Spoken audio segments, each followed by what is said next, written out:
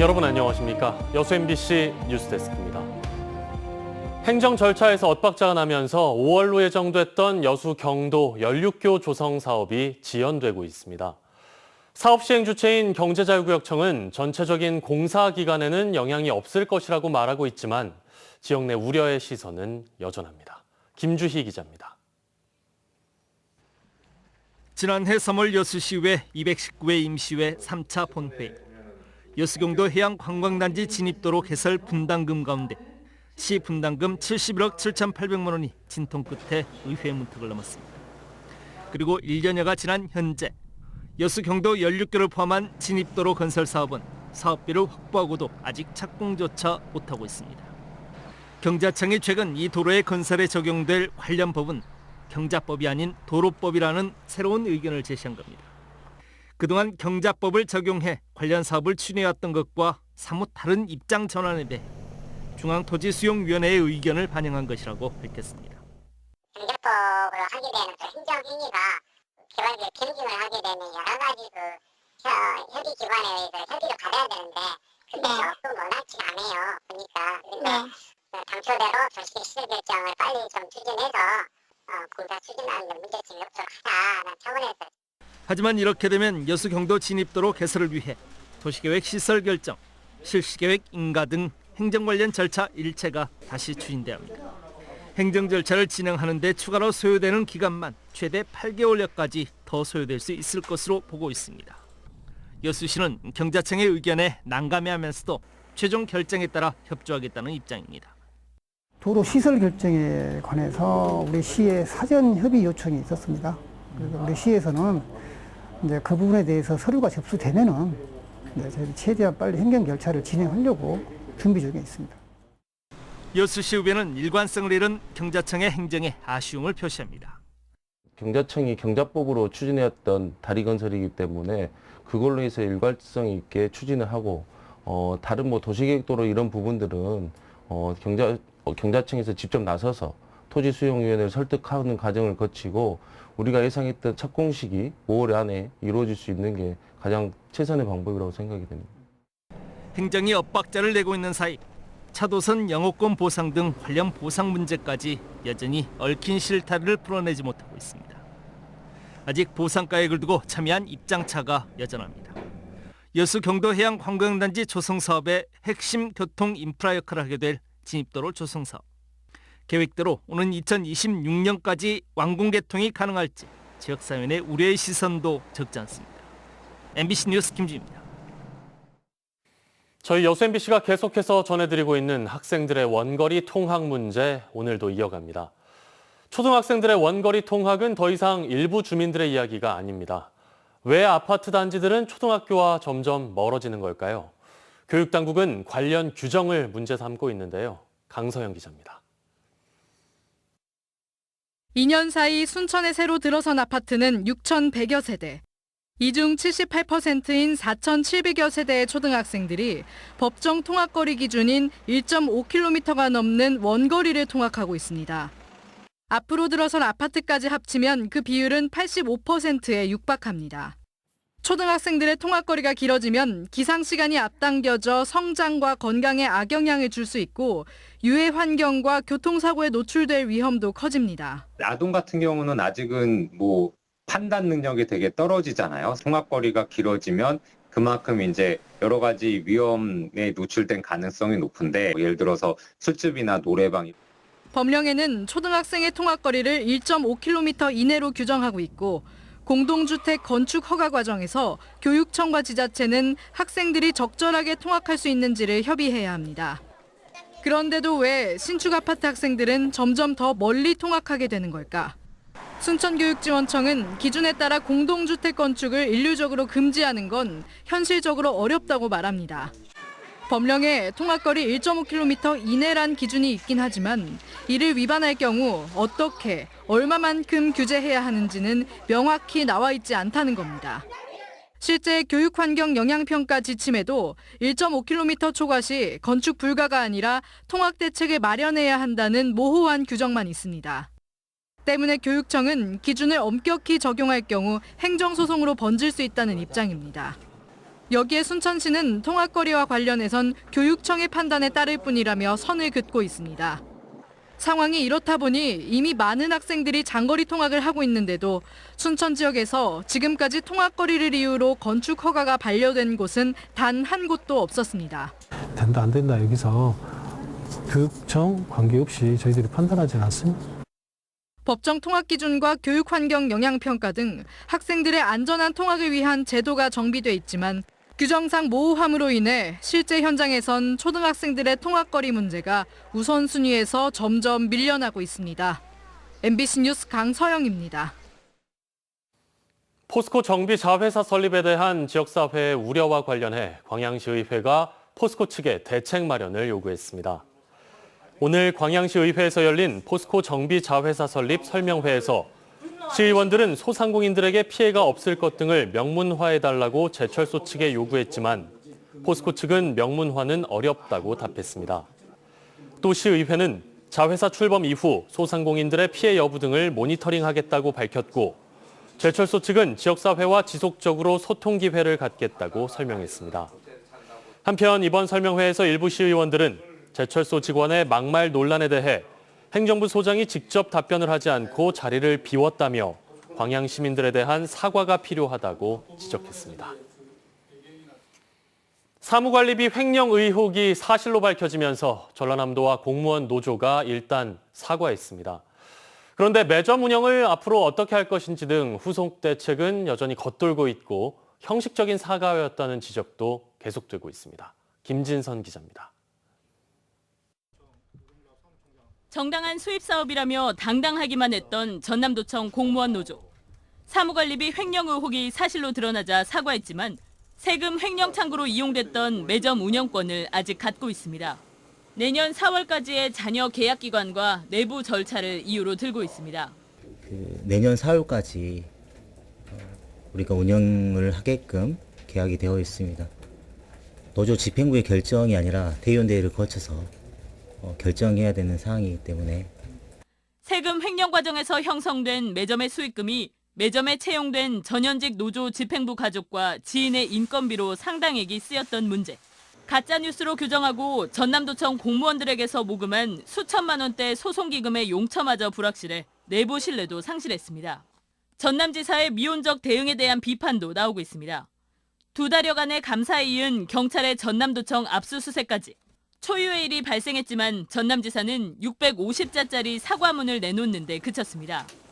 관행이란 이름 하에 불법 행위입니다. 그렇다면 도지사님께서는 전남도민 앞에 나서서 공개적으로 사과하시고 재발 방지 대책에 대해서 경찰이 본격 수사에 나서면서 전남도의 고민이 깊어질 수밖에 없는 상황입니다.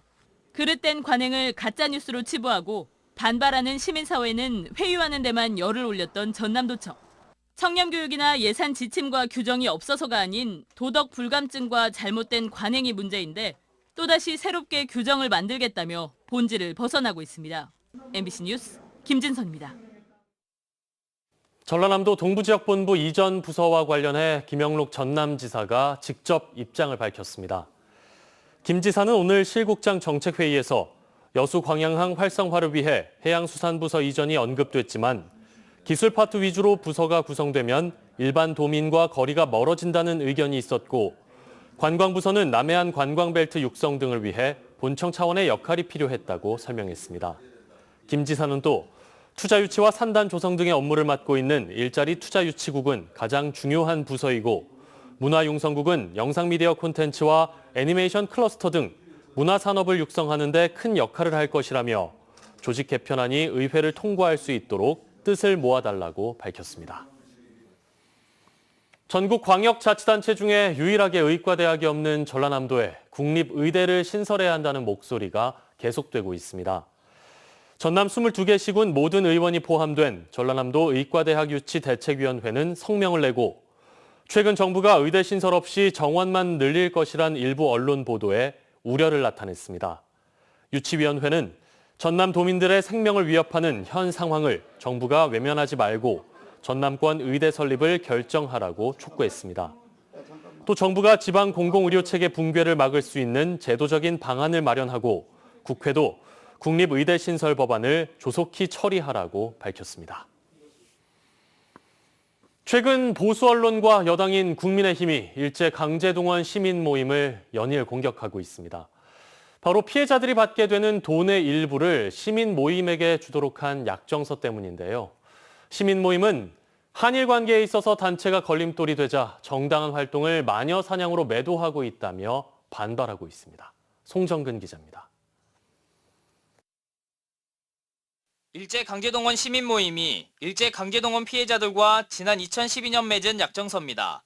전범기업을 대상으로 한 손해배상 소송이 시작될 쯤 체결한 약정서로 미쓰비시 중공업으로부터 실제 지급받는 돈 가운데 20%에 해당하는 금액을 시민 모임에게 주도록 돼 있습니다. 보수 언론의 공격은 여기에서부터 시작됐습니다. 피해자 중 일부 가족이 정보안을 수용해 돈을 받았는데 제3자 변제 해법을 반대한다는 시민 모임이 이 약정서를 근거로 피해자 가족들에게 돈을 내라는 내용 증명을 보냈다며 비판하고 있습니다. 정부의 해법을 반대한다는 시민단체가 정작 돈이 입금되자 돈의 일부를 내놓으라고 하는 것이 이율배반 아니냐는 논리인데 이런 보수 언론의 보도에 정부 여당이 반색하고 나섰습니다. 국민의힘은 강제동원 시민 모임을 향해 시민운동을 가장한 비즈니스, 본인들의 배를 불리려 한다며 비난하고 있습니다. 국민의힘은 한 발 더 나아가 시민단체 선진화 TF를 만들어 강제동원 시민 모임을 비롯한 국가보조금과 기부금 활용 실태에 대해 조사하겠다고 나섰습니다. 명분은 피해자를 위한다고 하지만 속을 들여다보면 자신들의 배를 불리는 데 목적이 있었던 것이 아닌지 의심할 수밖에 없습니다. 시민 모임은 약정금의 경우 피해자 인권 재원과 역사적 기념 사업 등 약정금 모두를 공익 사업을 위해 사용하고 있다며 반발하고 있습니다. 그러면서 한일 관계에서 비판을 받고 있는 윤석열 정부가 시민 모임을 표적 삼아 불리한 여론을 전환하고자 시민 모임 공격에 나섰다고 비판했습니다. 약정했던 내용은 누군가 조력이 없이는 자신의 인권 피해를 회복할 길이 없는 우리 사회의 또 다른 피해자들을 위해서 쓰자라고 하는 내용이었었고, 한국과 일본에서의 소송을 지원하고 강제동원 피해자 지원조례 제정을 이끌어내는 등 국가가 피해자들에 대해 손을 놓고 있을 때 물심양면 피해자들을 도운 시민 모임을 이제 와서 공격하는 것이 뻔뻔하다는 주장도 있습니다. 지금 상황에서 그렇게 우리 국민들의 마음뿐만 아니라 정말 피해 할머니들에게는 대못을 박는 그런 발언들을 서슴지 않고 하는 것에 대해서 진짜 경악스러울 수밖에 없었고, 시민 모임은 보수 언론과 정부 여당의 현재 분위기라면 보수 단체를 앞세워 경찰과 검찰의 압수수색이 이어질 것으로 예상하고 있습니다. 시민 모임은 윤석열 정부의 시민단체 마녀 사냥을 규탄하는 기자회견을 열 계획입니다. MBC 뉴스 송정근입니다. 박성미 여수시 의원이 최근 불거진 농로 개설 특혜 의혹과 관련해 모두 허위라며 반박하고 나섰습니다. 박성미 의원은 오늘 기자회견을 갖고 돌산 우두리 농로 개설을 위한 전남도 특별교부금 요청은 자신이 해당 토지를 매입하기 전에 이뤄졌고 평사리 농로 개설과 석축 공사는 사비로 진행했다고 주장했습니다. 이번 논란은 박 의원이 소유하고 있는 토지의 농로 개설과 관련해 정치적 지위를 활용해 전남도와 여수시로부터 3천여만 원을 지원받았다는 특혜 의혹이 제기되면서 시작됐습니다. 대한민국의 축구 전설 차범근 전 국가대표팀 감독이 운영하는 축구교실이 전국 기초단체 중 처음으로 고흥에 문을 열었습니다. 차범근 감독과 고흥군은 최상의 시설과 환경을 꾸려 고흥을 유소년 축구의 요람으로 키우겠다는 구상입니다. 유민호 기자입니다. 통통 튀는 축구공을 쫓는 아이들. 차붐이 새겨진 파란색 유니폼을 입고 친구들과 공을 따라 이리저리 내달립니다. 코치들은 눈높이에 맞춰 축구와 친해지는 법을 알려줍니다. 그때 기분은 엄청 좋았고요. 90명 중에서 하는데 너무 좋았고 앞으로 많은 걸 더 배우고 싶어요. 차범근 축구교실이 전국 기초단체 중 처음으로 고흥에서 수업을 시작했습니다. 초등학교 1학년에서 3학년생 모두 85명, 여학생팀까지 4개 팀이 16주 동안 기본기부터 실전 연기까지 차근차근 배울 준비를 마쳤습니다. 현재 고흥에 거주하고 있는 차범근 전 감독도 첫 수업을 맞아 현장 지도에 나섰습니다. 고흥에 내려온 지가 한 3년 됐는데 살다 보니까 이웃 주민들이 너무 잘해주시고 뭐를 할 수 있을까 생각하다가 여기에 축구 교실을 하면은 좋겠다라고 생각이 돼서 유소년 축구 요람을 꿈꾸는 고흥군은 축구 교실을 직접 운영하면서 필요한 지원을 아끼지 않을 계획입니다. 이 지역에 제대로 된 축구 프로그램을 좀 이제 배울 수 있다. 우리 유소년들이 그런 차원에서 굉장히 뜻깊게 생각하고. 한국 축구 전설 차범근 전 감독은 축구를 시작하는 꿈나무들의 어떤 말을 남겼을까? 무엇보다 동료를 배려하고 존중하는 페어플레이 정신을 강조했습니다. 특별히 축구는 페어플레이 정신을 강조하기 때문에 삶 속에서도 그런 페어플레이 정신을 발휘할 수 있게 되기를 바라는 마음으로 MBC 뉴스 유민호입니다. 기아 타이거즈가 최근 부진에 빠진 선발 투수 앤더슨과 정혜영, 황대인 등 5명을 1군 엔트리에서 제외했습니다. 기아 타이거즈는 최근 4경기에서 좋지 못한 모습을 보인 선발 투수 앤더슨과 빠른 볼 구속이 떨어진 마무리 정혜영이 재조정이 필요하다는 판단에 따라 2군으로 내려보냈습니다. 또 최근 타격감이 주춤한 오른손 거포 황대인과 올 시즌 LG에서 이적해온 왼손 투수 김대유도 2군에서 조정의 시간을 갖도록 했습니다. 광주 전남의 주요 식수원인 동복댐 저수율이 지난 이틀 동안 내린 비로 소폭 상승했습니다. 오늘 0시 기준 동복댐의 저수율은 35.13%로 비가 내리기 전날인 34.8%보다 상승한 것으로 나타났습니다. 주암댐은 조절지댐과 합하면 28.21%를 기록하는 등 광주 전남 주요 식수원인 동복댐과 주암댐은 올해 제한급수 위기를 넘겼습니다. 오늘 전남 동부 지역에 내린 비가 그치면서 내일 오후부터는 하늘이 맑겠습니다.